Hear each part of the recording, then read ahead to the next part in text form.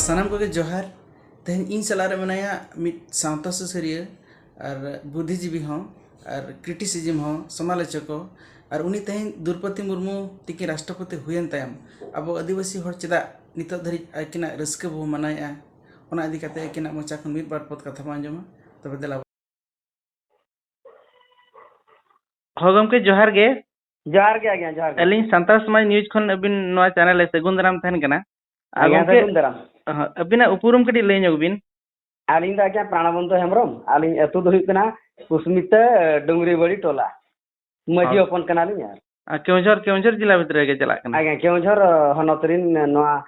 सदर बनतरिन कुस्मिता डुंगरी बड़ी टोला रिन कनाली हो गमके आदो नितो ñelok kana abo दिसम रे माने गणतंत्र दिसम नि जतो खन सेना नागरी लेकाते द्रौपदी मुर्मू राष्ट्रपति लेकाते बो ñam केदिया आज्ञा नोआ दो अब सांताल कुरन आडी रस्क रना कथा कना अड्डी रस्केरा बेरा कना आज्ञा कारण नोआ दो भारत जगत रे जहां चे पोइलू नागरिया लेकाते लेखाय ना होय होय आदो गमके ñelok kana अब जहां अतु दिसम करे हड़ को मेना बना अब जहां तिना अतु दिसम रे मेना बना उनको को जहां तिना रस्क कथा नुई राष्ट्रपति हुयनते उना चेदा बाको रस्क कना बाको रस्क लेना आज्ञा नुकु दो माने अब संविधानिक जिनिस नुना मारांग पदवी रे जाम काते हुनंग सनाम सांताल बया को रस्क रमोज रा कथा गे और चेदा बाको रस्क कना ओना गे आलिंग मा हाहला गेलिंग बुझोया तबे नोडे मा अडी गान संगठन मेना गया मझी भारत जकान मझी पारगना महल मेना गया नते अब आदिवासी सिंगल अभियान हो मेना गया उनको को छुटो कन गया एंडखन अब उड़ीसा आसे का हो मेना गया तो सानाम संगठन पाहटा से हुनंग रस्क आखड़ा दो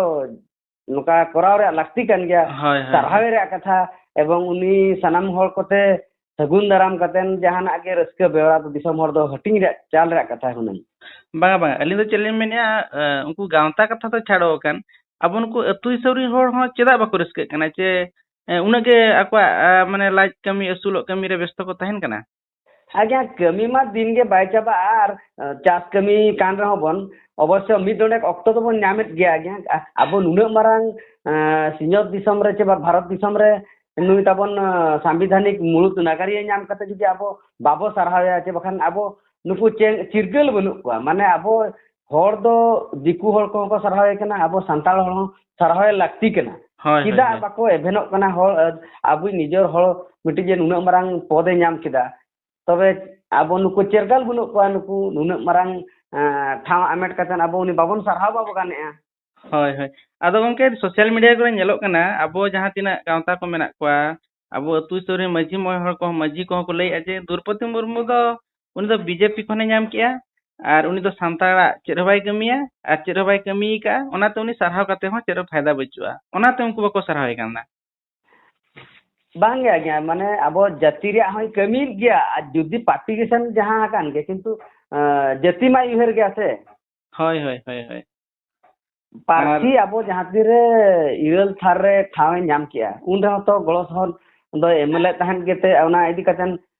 हो भारत सरकार अब तेहनी माना बतावा का होय होय नो अब ओडिसा विधानसभा रे नियति कथा रकाब का एखन ते दिल्ली हो सेन कते नोआ कथा हांडे प्रस्ताव पकावा का हो गमके आदो नोडे ñelok kana abo jaha A P J Abdul Kalam मांग ताहे kana राष्ट्रपति उनी जेते राष्ट्रपति ना उनी हो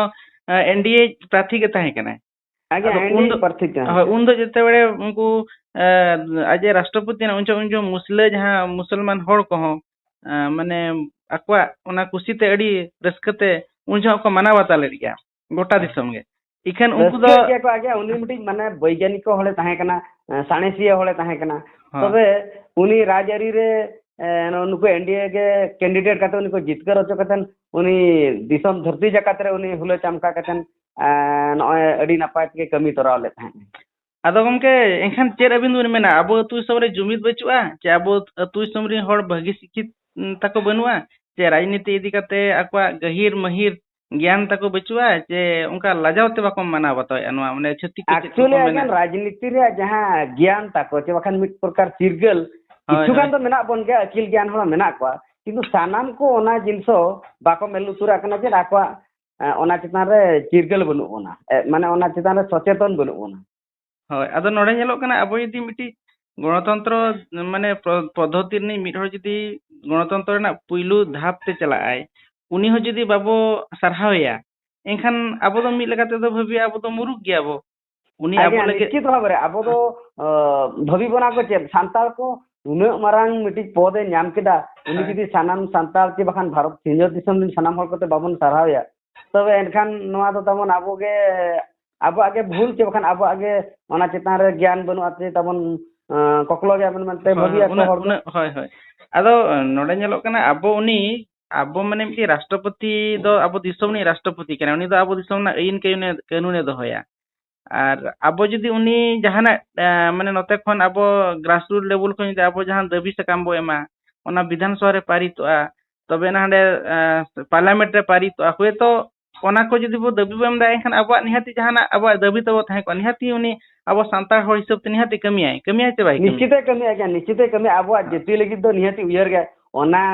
मायांग खन जेहतो गळहना कना निहाती उयर गे जे लेकार चे आलिजा उयर आबो जहां तेरे राज्यपाल ताहे कना आबो झारखंड रे तो सीएनपीटी और एसपीटी जहां तेरे को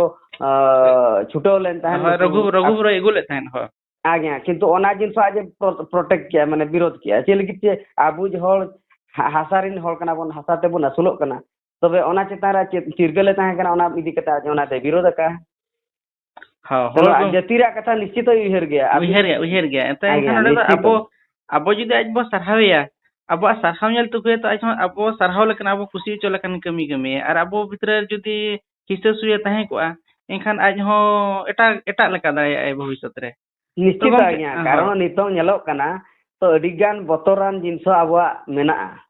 तो सरकार जुदी आको को ओना को चेष्टा रहोगे किंतु नु जुदी बाय दस्खत के खान बाय हुई आज्ञा हाय हाय हाय गमके अबिन आदो मुचारिन गुली जे बना अबिन अब जहां तो राष्ट्रपति ठेन खन अब सावता लगी जति लगी चेत चेत कमी बिन आसो कना आलिनी आसो कना चेन अब जहां आदिवासी को जहां भले नितम जहां आदिवासी मनते दो अब सांताल स्पेशल होला अब मिटी जो नितम धर्म कोड मिटी जहां बन खोजो कना हो ओना जिनसोटान जदी हुनन आबो जहां बन दाबी ओना जदी हासिल आछि बखान आज जदी ओना ग्रांट होचो दाले एनखान भारत जाकात रिन सनाम संताल बो रस्के आछि बखान जतो हरते तहुते तहु आरो बन सरहावया आलिया मेन दो हां आदो उनके आबो आबो अतुसोनी हरमा चे आबो जहां एटा आदिवासी संगल अभियान बांग काते एटा जहां तिना गावता को मेना को उनको मा साना धर्म लगी रबा को मेनिया माने मेनिया को अतुसोनी खन नवा बाते को दाबी पत्र बा को मा को कना बखान दो कोय माने उनका रैली फली को हुना बांग हुयु कना एखान ओका लकाते नते खन आबो प्रेशर बो एम रेसेन दो हाडे दो द्रौपदी मुर्मू दो आबा कथा दे आंजमा आइठेन दो लुतु तो चला ओना के तो माध्यम मा अरेटा माध्यम बचुआ नितो मा गणतंत्र प्रोसेस रे मा आज्ञा अब अवश्य संगठन तो मेना गया तो निये हेली सुर दिन रे अब केंझर हो अवश्य नवा मजी पारगना महल ते रैली दो हुइलेन ताहन के दाबी सकाम भेजा लेन ताहन के एवं आदिवासी सेंगल अभियान पाटा से खन होगे हुइलेन ताहन के तो जाहो अडी रस्का बुझोआ माने किछु कान दो चिरगल दो मेना बन गया बनु का मेनते तो बाबन मेना कारण नंका रोल हो तो हल को अड़िसोआ दो किछु गान दो चिरगल मेना बन किंतु सानाम सांताल बिरोधीन अतु टोठा करे उन ओना चेता रे चेतना बनु ते चों बांग दो ओका दिस हुदिस ते बांग बन चिरगल कातेन बाबन सरहावे कना ओना को तो आको को बडाय किंतु सानाम उतर तो बाको ये हा चिरगल तो किछि तो मेना जहां तो मिद बार अदा नोआ चिरगल ता नोआ दाबीटा कंटिन्यू ताहे लगती निश्चित आ गया निश्चित अदो ठीक गया अदो नितो मुचारे मेटा कथिन कुली बिना अबिना अडी नोडे बहुमूल्य मतामतन एम किया मनी द्रौपदी मुर्मू इदी कते अब सावता इदी कते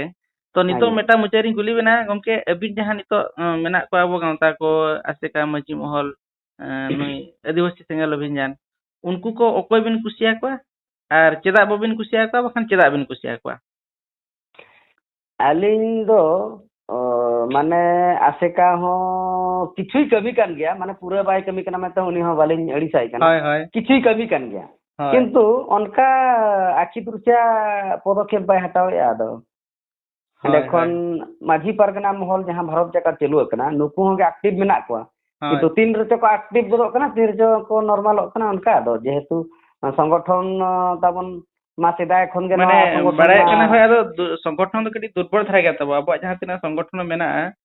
ᱥᱟᱱᱛᱟᱲ ᱠᱚᱣᱟᱜ ᱮᱱᱠᱷᱟᱱ ᱱᱟᱥᱮᱱᱟᱜ ᱫᱩᱨᱵᱚᱞ ᱫᱷᱟᱨᱟ ᱜᱮᱭᱟ ᱢᱮᱱᱛᱮᱧ ᱵᱷᱟᱹᱵᱤᱭᱮᱜᱼᱟ ᱟଜ୍ଞା ଯେହେତୁ ମେମେଧାw ᱫᱚᱠᱚ ᱡᱩᱢᱤᱫᱚᱜ ᱠᱟᱱᱟ ᱢᱮᱢᱮଧାw ᱠᱟᱹᱴᱤᱡ ᱠᱚ ᱦᱟᱹᱨᱥᱩᱲᱚᱜ ᱠᱟᱱᱟ অবশ্য আদিবাসী সেঙ্গেল অভিযানে কামি কান গিয়া কিন্তু কিছু হর দো খালি মিটিক পয়েন্ট को রড়েआ ইনা কে বাখান দো উনি হো আবো সাঁওতা জাতি লাগি কামি কান গিয়া ᱟᱫᱚ ᱮᱴᱟᱜ ᱟᱹᱫᱤᱵᱟᱹᱥᱤ ᱥᱮᱸᱜᱮᱞ ᱚᱵᱷᱤᱡᱟᱱ ᱢᱟ ᱱᱮᱛᱟᱨ ᱜᱮ ᱵᱮᱱᱟᱣ ᱠᱟᱱᱟᱭ ᱟᱫᱚ ᱡᱟᱦᱟᱸ ᱛᱤᱱᱟᱹᱜ ᱢᱟᱨᱮ ᱥᱚᱝᱜᱚᱴᱷᱚᱱ ᱠᱚ ᱢᱮᱱᱟᱜ ᱠᱚᱣᱟ ᱟᱥᱮᱠᱟ 1964 ᱢᱟᱹᱡᱷᱤ ᱢᱚᱭᱞᱟᱜ ᱢᱟ ᱚᱱᱠᱟ ᱨᱮᱠᱚᱨᱰ ᱵᱟᱵᱚ ᱵᱟᱲᱟᱭ ᱠᱟᱜᱼᱟ ᱦᱳᱭ ᱱᱚᱣᱟ ᱫᱚ ᱟᱹᱰᱤ ᱯᱟᱹᱦᱤᱞ ᱥᱮᱫᱟᱭ ᱠᱷᱚᱱᱟᱜ ᱦᱳᱭ ᱟᱫᱚ ᱩᱱᱟᱹᱜ ᱫᱤᱱ ᱫᱷᱟᱹᱨᱤᱡ ᱪᱮᱫᱟᱜ ᱥᱟᱨᱱᱟ ᱫᱷᱚᱨᱚᱢ ᱞᱟᱹᱜᱤᱫ ᱵᱟᱠᱚ ᱰᱤᱢᱟন্ডᱮᱫ ᱛᱟᱦᱮᱸ ᱱᱩᱠᱩ ᱚᱱᱟ ᱯᱟᱹᱦᱤᱞ ᱫᱚ ᱪᱤᱨᱜᱟᱹᱞ ᱦᱚᱸ ᱵᱟᱠᱚ ᱛᱟᱦᱮᱸ ᱠᱟᱱᱟ ᱡᱮᱦᱮᱛᱩ ᱱᱤᱛᱚᱝ ᱫᱚ ᱟᱹᱠᱤᱞ ᱜᱮᱭᱟᱱ ᱨᱮᱱᱟᱜ ᱫᱤᱥᱚᱢ ᱨᱮ ᱚᱨᱥᱚᱝ ᱵᱟᱡᱟᱣᱟᱫ ᱠᱚᱣᱟ ᱚᱱᱟᱛᱮ ᱱᱤᱛᱚᱝ ᱫᱚ ᱠᱚ ᱮᱵᱷᱮᱱᱚ ᱤᱫᱤᱜ ᱠᱟᱱ ᱜᱮᱭᱟ তথাপি মঝরে মঝরে কটিজ মানে গুরুত্ব বাকো এমাক কানা যেজার কামি রেকো ব্যস্ত কো তাহেন কানা যাহা দ্বারা কি সরকার বারম্বার প্রেসর লে এনাং গে মিটি জিনিস দো হাসল দাড়ে আবো হো ঠিক গया ᱟᱫᱚ ᱟᱹᱞᱤᱧ ᱟᱥᱟ ᱞᱤᱧ ᱫᱚᱦᱚᱭᱟ ᱟᱵᱚ ᱡᱟᱦᱟᱸ ᱛᱤᱱᱟᱹᱜ ᱥᱟᱱᱛᱟᱲ ᱠᱚᱣᱟᱜ ᱢᱟᱱᱮ ᱟᱵᱚᱣᱟᱜ ᱡᱟᱦᱟᱸ ᱥᱟᱝᱵᱤᱫᱷᱟᱱᱤᱠ ᱚᱫᱷᱤᱠᱟᱨ ᱢᱮᱱᱟᱜᱼᱟ ᱟᱨ ᱫᱨᱩᱯᱚᱫᱤ ᱨᱟᱥᱴᱨᱚᱯᱚति ᱛᱟᱦᱮᱱ ᱨᱮᱜᱮ ᱚᱱᱟ ᱠᱚᱵᱚ ᱧᱟᱢ ᱢᱟ ᱟᱵᱚᱨᱤᱱ ᱢᱟᱹᱡᱷᱤ ᱠᱚ ᱟᱵᱚᱨᱤᱱ ᱟᱹᱛᱩ ᱫᱤᱥᱚᱢ ᱨᱤᱱ ᱦᱚᱲ ᱠᱚ ᱟᱵᱚ ᱡᱟᱦᱟᱸ ᱛᱤᱱᱟᱹᱜ ᱜᱟᱶᱛᱟ ᱢᱮᱱᱟᱜᱼᱟ ᱩᱱᱠᱩ ᱜᱟᱶᱛᱟ ᱡᱮᱢᱚᱱ ᱚᱱᱟ ᱰᱤᱢᱟন্ড ᱠᱚ ᱮᱢ ᱢᱟ ᱥᱚᱨᱠᱟর ᱴᱷᱮᱱ एनखान दो आबा नोआ मणे शर्मा भितरे निहाती आबा जहां तिना संविधानिक दाबी तो मेना ओना पूरणा आगे ठीक कथा ओना दो जुमिद लक्ति कान गया नितम अक्तो सेटरा कना साराम को चिरगलमा और दिसम रा जहां आबा हक में ओना बन हासल हां गमके एडी जोहार एडी सरहाव आगे ठीक है उनका के आर के बो रोपड़ा तो अबिना नोआ मतामत खातिर एडी सरहाव मा तो खान जोहार गे जोहार